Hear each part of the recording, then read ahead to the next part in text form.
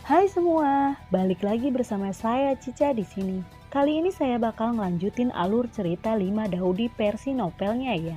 Dan semoga kalian suka. Oke, tanpa banyak basa-basi, yuk kita simak alur ceritanya.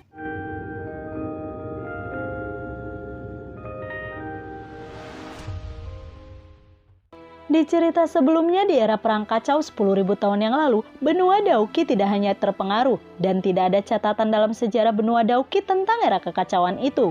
Keturunan tidak dapat memahami periode sejarah itu, tetapi hanya tahu bahwa sejak era kacau itu, semua kekuatan Daudi telah menghilang di benua Dauki dan Kaisar Qi yang asli juga telah habis. Karena tidak mengetahui kebenaran sejarah itu, seiring berjalannya waktu, menghilangnya Daudi dan menghilangnya Kaisar Qi asli menjadi misteri abadi di benua Dauki. Setelah meninggalkan jalur terowongan, Xiaoyan datang ke benua Qi asal lagi. Ada juga pertempuran yang sangat tragis di sini, dan orang kuat yang tak terhitung jumlahnya jatuh satu demi satu. Mayat tergeletak di mana-mana, gambaran yang begitu tragis membuat orang tidak berani melihat secara langsung. Pada saat ini banyak orang bertarung sengit dengan bayangan kabur di antara orang-orang yang bertarung. Kebanyakan dari mereka adalah Daudi yang kuat. Beberapa dari mereka kuat di ranah Dausian dan bahkan ada beberapa Dausen yang legendaris. Kekuatan orang-orang itu cukup kuat, tetapi kelompok bayangan hitam tampaknya lebih kuat. Dalam pertempuran antara kedua belah pihak, dewa dan dewa abadi yang kuat terus jatuh dari kehampaan. Xiaoyan tahu bahwa era kekacauan adalah perang pemusnah dunia yang diluncurkan oleh penguasa besar. Oleh karena itu, Xiaoyan tahu bahwa bayangan misterius itu pasti adalah bawahan penguasa besar. Xiaoyan terbang di atas benua Qi asal dan pertempuran sengit diluncurkan di beberapa tempat penting seperti domain kuno, domain tak berujung, hutan kematian, dan domain abadi kuno. Di antara orang dalam pertempuran, Xiaoyan benar-benar menemukan beberapa kenalan seperti Dewa Kematian, Raja Iblis, Raja Hantu, Raja Zombie, Heidi, Kaisar Es dan banyak lainnya yang semuanya berpartisipasi dalam pertempuran. Selama perang, Xiaoyan bahkan menemukan sosok Linglong. Linglong dikepung oleh sekelompok kesatria naga yang kuat.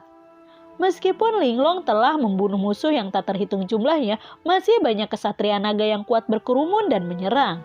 Linglong terjebak dalam pertempuran roda dan situasinya cukup kritis. Xiaoyan bersedia membantu satu sama lain, tetapi Xiaoyan dan Linglong berada di dua ruang.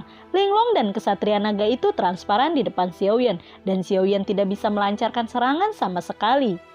Linglong dan kesatria naga bertarung untuk waktu yang lama, dan kesatria naga terbunuh dan terluka berkali-kali. Pada akhirnya, Linglong juga terluka parah dan jatuh ke hutan lebat. Xiaoyan terus terbang di era kekacauan dan banyak keraguan di hatinya telah terjawab. Misalnya cedera serius Kaisar Pembakaran, menghilangnya Kaisar Daudi, menghilangnya Kaisar Yuan Yuanqi, dan 12 Kaisar Pemburuan Abadi, dan lain-lain. Semuanya dapat menemukan jawaban di era kekacauan. Xiaoyan seperti menyaksikan era kekacauan yang tragis. Di era kekacauan, Xiaoyan juga menemukan orang aneh. Orang itu seperti Xiaoyan, juga memiliki tanda klan dewa penciptaan. Orang ini ternyata adalah anggota ras dewa penciptaan. Ini membuat Xiaoyan memikirkan orang misterius yang meninggalkan ramalan Tuhan di era kekacauan. Orang aneh yang dilihat Xiaoyan di depannya kemungkinan besar adalah orang misterius yang meninggalkan ramalan. Orang kuat itu terlalu kuat. Dia ada di 9 surga dan 10 tempat. Tidak ada yang bisa menandingi. Dan ada banyak pria kuat yang mati di bawah tangannya. Menurut perhitungan Xiaoyan, kekuatan pria itu mungkin telah mencapai kekuatan dewa tertinggi. Orang misterius menyerang dari lapisan pertama ke lapisan ke-8. Dan akhirnya dicegah ketika dia mengenai lapisan ke-9. Pria itu jelas merupakan salah satu orang yang paling menakutkan di dunia. Dia bahkan menyapu semua orang di surga ke-8 dengan kekuatan satu orang. Xiaoyan mengikuti pria itu sepanjang jalan, mencoba mencari tahu siapa pria itu. Namun pada saat tertentu, pria itu mengangkat kepalanya perlahan, melihat ke arah Xiaoyan dengan tatapan penuh kasih sayang, dan kemudian memberi Xiaoyan senyum tipis. Xiaoyan sangat terkejut. Pria aneh itu memberinya perasaan barusan, seolah-olah pria itu bisa melewati batas ruang dan waktu dan merasakan keberadaannya. Pria itu melirik Xiaoyan dan kemudian sosoknya perlahan menghilang dalam kehampaan. Xiaoyan tidak bisa lagi merasakan keberadaan pria itu. Xiaoyan terbang di era kekacauan. Dia ingin tahu sebanyak mungkin apa yang terjadi di era kekacauan. Ada perang di seluruh dunia, dan Xiaoyan menyaksikan kemajuan era kacau dalam nyala api perang. Dia juga menemukan banyak kenalan satu demi satu, seperti Thor, Vulkan, Ye Tianling, Dewa Es, dan Dewa Perang yang semuanya muncul di era kekacauan. Xiaoyan juga menemukan Dewi Pan Xiaoshuan. Kekuatan Pan Xiaoshuan tidak perlu dipertanyakan lagi, tetapi ketika dia membunuh semua arah, dia mencari suaminya di antara orang banyak. Era kekacauan terlalu kejam. Di era kekacauan, darah mengalir ke sungai, dan mayat menumpuk seperti gunung. Awan suram, badai berdarah, itu benar-benar pemandangan akhir dunia. Xiaoyan merasa bahwa rahasia era kekacauan hampir terkuak. Dia segera memutuskan untuk meninggalkan era ini dan memasuki era kuno yang lebih jauh dan mengeksplorasi misteri penghancuran Protos penciptaan. Karena Protos penciptaan sangat kuat, mengapa Protos penciptaan dihancurkan? Ini adalah pertanyaan yang telah lama mengganggu Xiaoyan. Hari ini dia akan memasuki era itu melalui mata reinkarnasi dunia untuk mencari tahu. Tentu saja yang paling penting adalah pergi ke Bintang Pangu untuk mendapatkan air ciptaan untuk membantu Bingxin bangkit kembali. Tepat ketika Xiaoyan hendak pergi ke zaman kuno, Xiaoyan tiba-tiba bertemu dengan orang lain. Dia bertemu dengan seseorang yang tidak pernah dia bayangkan. Xiaoyan benar-benar bertemu Wu Ming di sini. Ketika Xiaoyan memandang Wu Ming juga kebetulan melihatnya. Dan Wu Ming tampaknya melihat keberadaannya dan tersenyum ringan padanya. Xiaoyan, lama tidak bertemu. Seluruh tubuh Xiaoyan bergetar hebat dan dia ketakutan. Bagaimana bisa Wu Ming melihat dirinya? Melihat ekspresi Xiaoyan yang sangat terkejut, Wu Ming dengan cepat menjelaskan, Xiaoyan, kamu tidak perlu terkejut. Karena seperti kamu, aku telah melakukan perjalanan selama 10.000 tahun. Meskipun Xiaoyan sedikit terkejut, dia dengan cepat menentukan bahwa apa yang dikatakan Wu Ming itu benar, dan Wu Ming memang telah melakukan perjalanan 10.000 tahun kemudian. Xiaoyan segera bertanya, Wu Ming, mengapa kamu di sini? Wu Ming berkata dengan ringan, aku menunggumu. Menungguku? Menunggu untuk apa? Wu Ming kemudian berkata dengan tenang, Xiaoyan, ada beberapa hal yang harus kamu ketahui. Aku datang ke sini untuk memberitahu kamu yang sebenarnya. Pertama, aku akan membiarkanmu melihat wajahku. Setelah berbicara, Wu Ming perlahan melepas topeng di wajahnya. Wu Ming selalu menggunakan topeng untuk ditunjukkan kepada orang-orang. Jadi Xiaoyan belum pernah melihat wajah sebenarnya dari Wu Ming Lusan. Pada saat ini Wu Ming benar-benar melepas topeng di wajahnya, memperlihatkan wajah muda yang agak pucat. Zhao Wu Ming, kamu... Wajah di balik topeng itu sangat muda. Penampilannya mirip dengan usia Xiaoyan. Yang paling mengejutkan Xiaoyan adalah wajah muda di depannya sangat familiar baginya. Wu Ming di depannya ternyata adalah teman sekelasnya Zhao Wu Ming ketika dia berada di bumi, yang benar-benar membuat Xiaoyan merasa sedikit tidak percaya. Melihat Zhao Wu Ming di depannya, Xiaoyan merasa dalam hatinya bahwa itu pasti bukan suatu kebetulan bahwa dia telah melakukan perjalanan ke benua Daoki secara misterius saat itu. Alasan mengapa dia melewatinya mungkin tidak dapat dipisahkan dari Zhao Wu Ming. Seolah-olah dia tahu apa yang dipikirkan Xiaoyan, Wu Ming menjelaskan dengan ringan. Kamu menebaknya dengan benar. Itu aku saat itu yang membuatmu melakukan perjalanan ke benua Daoki. Siapa kamu? Mengapa kamu ingin membantuku melakukan perjalanan ke benua Daoki? Apa tujuanmu melakukan ini? Xiaoyan memiliki semua jenis pertanyaan di benaknya saat ini dan merasa sangat bingung di dalam hatinya. Jangan khawatir, aku akan memberitahumu kebenaran masalah ini secara perlahan. Sebenarnya, aku awalnya diperintahkan oleh Tuan Besar untuk pergi ke bumi, untuk memungkinkan kamu berhasil melakukan perjalanan ke benua Daoki. Ucap dari Wu Ming. Tuan Besar? Siapa? Xiaoyan benar-benar bingung dengan misteri satu persatu. Aku akan membawamu ke suatu tempat. Wu Ming tidak langsung menjawab pertanyaan Xiaoyan, tetapi pergi bersamanya. Di bawah kepemimpinan Wu Ming, Xiaoyan hanya merasa waktu dan ruang bergerak cepat.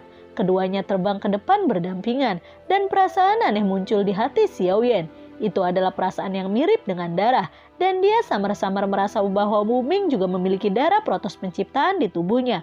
Wu Ming ternyata adalah anggota ras Dewa Penciptaan. Penemuan ini sangat mengejutkan Xiaoyan, dan Xiaoyan juga merasakan kekuatan Wuming. Meskipun Xiaoyan sudah menjadi kaisar dewa yang kuat, Xiaoyan masih tidak bisa melihat kekuatan Wuming. Kekuatan Wuming tidak terduga. Menurut perkiraan Xiaoyan, Wuming kemungkinan akan menjadi orang yang tertinggi. Kekuatan tanpa nama dan misteri identitasnya membuatnya sangat terkejut. Dia bisa merasakan bahwa apa yang dibawa Wuming kepadanya adalah rahasia yang luar biasa menakjubkan. Keduanya melesat cepat melalui ruang dan waktu. Tiba-tiba keduanya datang ke langit berbintang yang luas. Ada banyak bintang di sekitarnya, dan di bawah keduanya ada planet yang sangat besar. Namun planet ini telah hancur. Planet ini penuh dengan lubang dan tidak ada jejak kehidupan. Melihat planet di bawah, Xiaoyan bertanya dengan heran. Wuming menatap planet di bawah dengan penuh kasih sayang, dengan rasa sakit di wajahnya. Setelah waktu yang lama, dia berkata dengan sangat menyakitkan. Panguking. Apakah ini Panguking tempat tinggal Protos penciptaan? Xiaoyan berkata dengan kaget. Wuming mengangguk, seolah mengingat beberapa peristiwa masa lalu. Ekspresi sedih dengan cepat meluas di wajahnya. Setelah waktu yang lama, Wuming menekan emosinya dan berkata dengan acuh tak acuh. Sekarang, aku akan menceritakan sebuah kisah tentang Panguking. Telapak tangan Wuming tersapu dalam kehampaan, dan kemudian sebuah cermin aneh muncul di kehampaan. Cermin ini adalah harta tertinggi dari penciptaan Protos, cermin langit. Cermin langit mampu melihat masa lalu dan masa depan, adalah senjata sihir yang sangat kuat. Sepasang gambar yang jelas muncul di cermin langit. Wuming hendak memberitahu Xiaoyan kisah bintang Pangu, tetapi Xiaoyan tiba-tiba menyela Wuming dan kemudian berkata kepada Wuming, Wuming, bisakah kamu membawaku ke air dewa penciptaan? Chuangxi Sentan. Mendengar ini, Wuming dengan cepat memahami niat Xiaoyan, dan kemudian tanpa mengucapkan sepatah kata pun, dia mengambil Xiaoyan dan terbang menuju Panguking. Keduanya dengan cepat melintasi permukaan Panguking, dan mereka segera tiba di Sentan yang sangat besar. Namun Sentan di depannya sudah lama mengering, dan tidak ada lagi air suci di dalamnya. Mengering. Meskipun Xiaoyan sudah menebak dalam hatinya bahwa Sentan penciptaan mungkin telah mengering, tetapi pada saat ini dugaan di dalam hatinya dikonfirmasi. Dia masih sedikit kecewa. Melihat ekspresi cemas Xiaoyan, Wuming tersenyum dan berkata, Jangan khawatir, air dewa penciptaan adalah hal terpenting di Panguking, dan tidak mungkin mengering begitu saja. Lihat aku. Wuming berteriak ringan, dan tiba-tiba cahaya dewa di tangannya menjadi cerah. Cahaya dewa yang menyala menjadi semakin terang. Pada akhirnya, itu membentuk bola cahaya keemasan. Dengan lambaian telapak tangan Wuming, bola cahaya keemasan segera melesat menuju pusat Sentan penciptaan. Buang! Bola cahaya keemasan menghantam dasar kolam dewa penciptaan, seperti jatuh dan mengeluarkan suara keras. Segera di tengah bagian bawah Chuangxi Sentan, sebuah lubang yang dalam terbentuk. Pada saat lubang yang dalam terbentuk, seberkas cahaya meledak dari lubang yang dalam, melesat ke kehampaan yang tak berujung. Di lubang yang dalam, ada aliran dewa yang memancarkan kecemerlangan suci, dan di permukaan ada segel yang sepenuhnya menyegel itu. Melihat ini, Xiaoyan terkejut sekaligus senang. Pada saat yang sama, dia tiba-tiba menyadari bahwa air dewa penciptaan tidak mengering, tetapi para dewa menggunakan kekuatan magis yang besar untuk menyegel air dewa penciptaan. Xiaoyan, mari kita pecahkan segel di permukaan Sentan penciptaan bersama-sama. Wuming melambai ke Xiaoyan, dan kemudian keduanya muncul di permukaan air dewa penciptaan, dan mulai membuka segel di permukaan air dewa penciptaan dengan sekuat tenaga. Ada total 108 segel di permukaan air dewa penciptaan, dan setiap segel sangat kuat. Oleh karena itu, bahkan orang yang kuat seperti Xiaoyan dan Wuming akan sangat merepotkan untuk memecahkan 108 segel. Butuh waktu yang lama bagi mereka berdua untuk akhirnya memecahkan semua segel itu. Setelah memecahkannya, keduanya langsung terbang ke udara. Pada saat ini, air dewa penciptaan memancarkan kecemerlangan dewa itu, tiba-tiba dimuntahkan dari lubang yang dalam, mengisi kolam ciptaan dewa yang sangat besar dalam sekejap. Pada saat yang sama, aura kehidupan yang tak tertandingi meledak dari air dewa penciptaan. Kemudian pada saat berikutnya, sesuatu yang ajaib terjadi. Pada saat ini, warna hijau muncul di tanah Panguking, dan tumbuh-tumbuhan hijau muncul satu demi satu. Kemudian tanah menjadi semakin hijau dan tanah yang sunyi secara bertahap ditutupi dengan vegetasi hijau. Bintang Pangu yang tidak bernyawa sekarang penuh dengan vitalitas. Melihat adegan ini, Xiaoyan tercengang. Adegan di depannya tampak sangat ajaib, tetapi itu benar-benar terjadi. Xiaoyan dengan cepat mengeluarkan Bingxin Hailian dari dunia batin dan kemudian dengan hati-hati memasukkan Bingxin Hailian ke dalam air Dewa Penciptaan. Segera setelah Bingxin Hailian memasuki air Dewa Penciptaan, itu segera bersinar dengan vitalitas. Bingxin Hailian tumbuh dengan panik dan hanya dalam beberapa saat, itu benar-benar menutupi seluruh kolam Dewa Penciptaan. Xiaoyan tahu bahwa butuh beberapa waktu bagi Bingxin untuk dibangkitkan. Dia kemudian menoleh dan berkata kepada Wuming, "Baiklah, sekarang kamu bisa menceritakan kisah Pangu King kepadaku." "Baiklah," Wuming menjawab dan kemudian memberitahu Xiaoyan selanjutnya. "Selanjutnya, cerita yang ingin aku ceritakan mungkin terkait denganmu. Kamu harus siap dalam hati. Jika tidak, kamu mungkin tidak dapat menerimanya saat itu." "Baiklah, katakan padaku sekarang," Xiaoyan mendesak Wuming. Wuming segera mengeluarkan cermin surgawi dan melemparkannya ke udara. Cermin surgawi tiba-tiba menjadi sangat besar, seperti piringan besar yang tergantung di langit, dan gambar yang jelas perlahan muncul di cermin surgawi. Di cermin surgawi, keadaannya sangat kacau. Tidak ada langit, tidak ada bumi, dan tidak ada kehidupan. Seluruh alam semesta adalah kekacauan total. Entah berapa tahun kemudian, dalam kekacauan itu, tiba-tiba muncul kehidupan yang luar biasa besarnya. Pada awalnya, kehidupan itu tidak memiliki kesadaran, tidak memiliki bentuk, hanya sebuah bentuk kehidupan yang sederhana.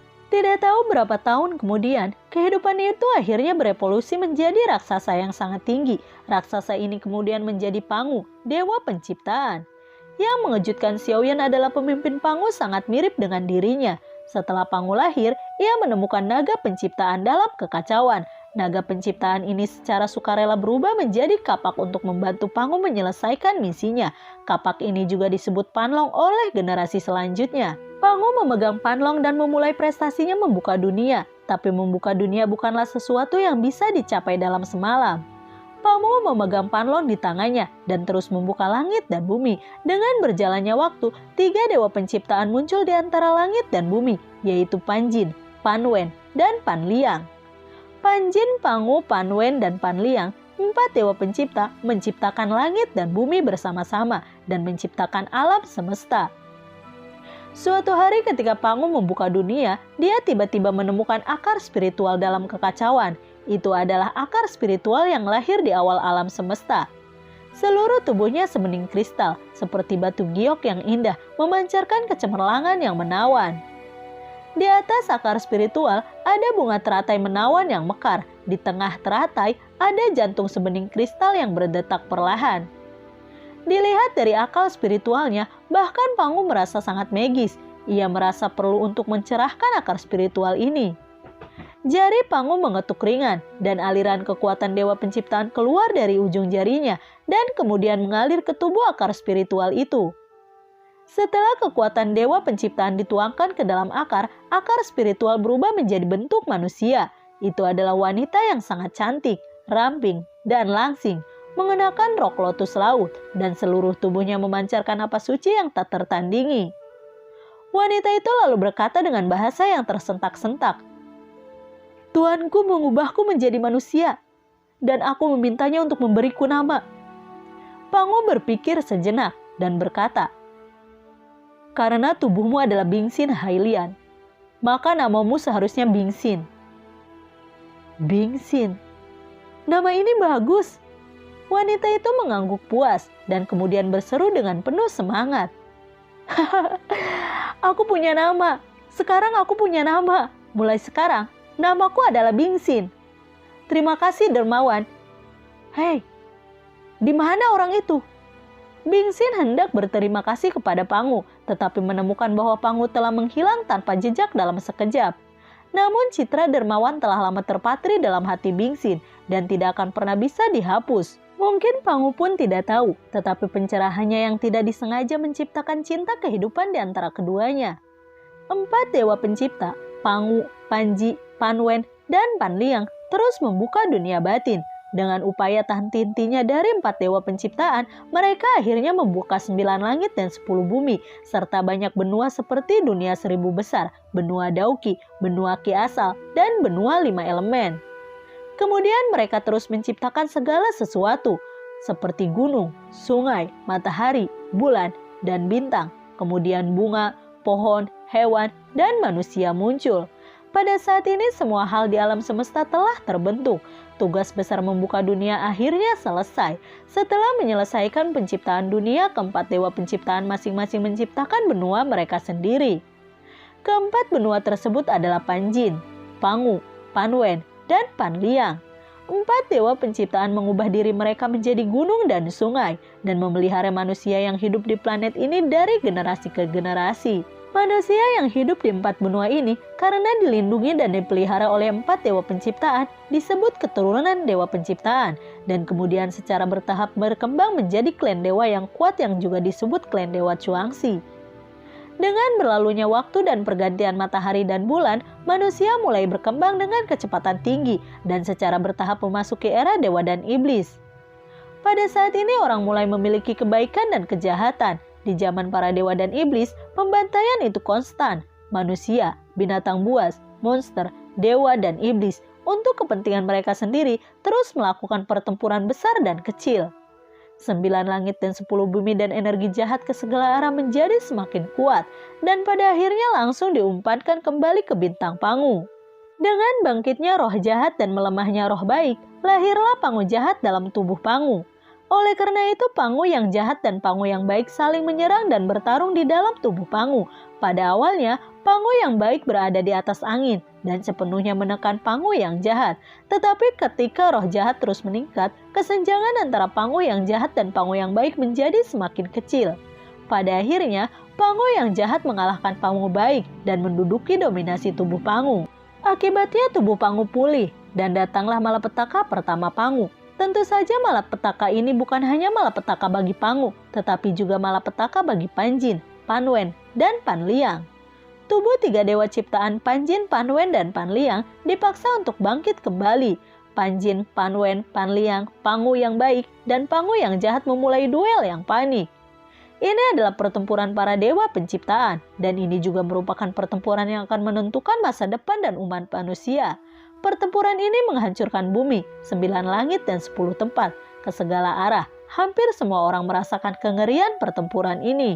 Lalu, bagaimanakah kelanjutan ceritanya? Nantikan video Cica selanjutnya ya. Bagi kalian yang suka akan alur cerita yang Cica bawain, kalian bisa like, komen, share ke teman-teman kalian ya. Cica ucapin terima kasih juga buat kalian yang udah mensupport Cica lewat link Saweria di bawah kolom deskripsi. Dan semoga sehat selalu ya buat kalian. Cica mohon pamit dan assalamualaikum. Dadah!